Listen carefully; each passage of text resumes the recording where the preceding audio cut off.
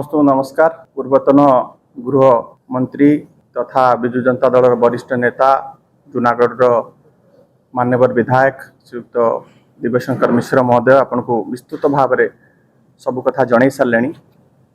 खाली गोटे कथा जे आज जो बड़ी भाव अतर्कित भाव अचानक भोर समय जड़े महिला विधायिका घरे पुलिस जो भली भाव एंटर कला ताकू आमे कठोर शब्द रे निंदा करुचु। विधानसभा चली स्पीकर अनुमति नाही एवं बलपूर्वक भाव जिते बड़े विधायिका निज झील सेठी उपस्थित अच्छी जड़े महिला सहायिका उपस्थित अच्छी आउ केही सेठी उपस्थित नाहांती। महिला पुलिस नाहांती, पुरुष पुलिस माने बलपूर्वक जो सरकारी बासभवन भितर पशिचंती ताकू आमे कठोर शब्द रे निंदा करुचु। एवं आमर एठी प्रश्न दिन को 4 हत्या 8 दुष्कर्म शह शह छोट छोट पिला माने हजी जाउचंती, माँ माने कांदुचंती, राहाजानी छिंतेई चोरी डकायती आईन श्रृंखला विपर्य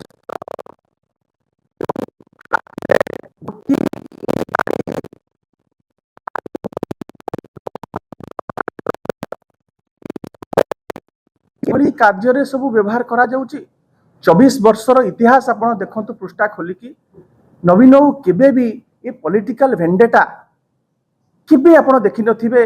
नवीन बाबू पावर आउ इन्फ्लुएंस को अपव्यवहार करिकी विरोधी मानक उपरे एभलिका कार्य करिबा निश्चित भाव में ये गोटे पॉलिटिकल अभद्रामी, ये गोटे political अशालीनता, political इंडिसेंसी, political vulgarity.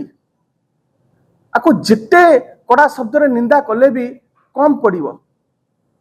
Amer अनुमान आमे जहाँ अनुभव करुचु जो भली भाव में रामनवमी दिन टिटलागढ़ विधायक आतंक सृष्टि कले, ब्लैंक फायरिंग करुचंती एवं ताकू जितेबले विजु जनता दल ए कथा लोकलोचन को आणुचंती एवं समग्र ओडिशा रे जो भली भाव में अराजकता सृष्टि होउची, एभली कार्य द्वारा अपराधिक मनोबल बढ़ुची।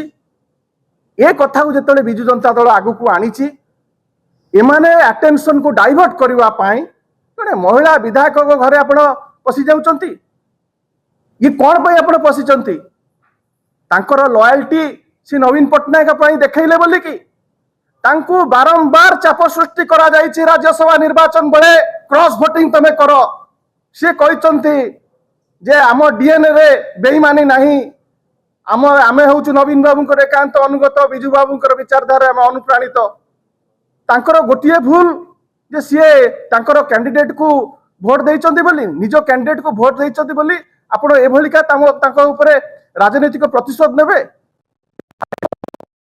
भलिया तांको परिवार संगे विजु जनता दल छिड़ा हेछि, युव छात्र छिड़ा हेचंती।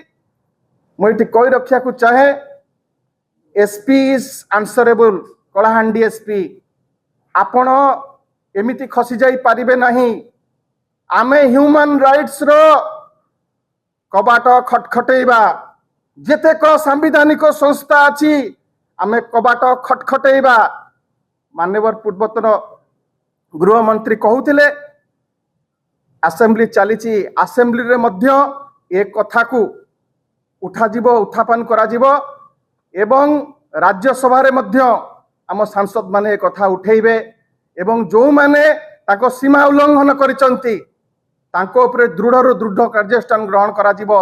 जेते पर्यंत ये गोटे दृष्टांत न करा जायछि, दृष्टांतमूलक कार्यानुष्ठान ग्रहण न करा जायछि, सेते पर्यंत विजु जनता दल नीरव बसिबनी, चुप बसिबनी। धन्यवाद।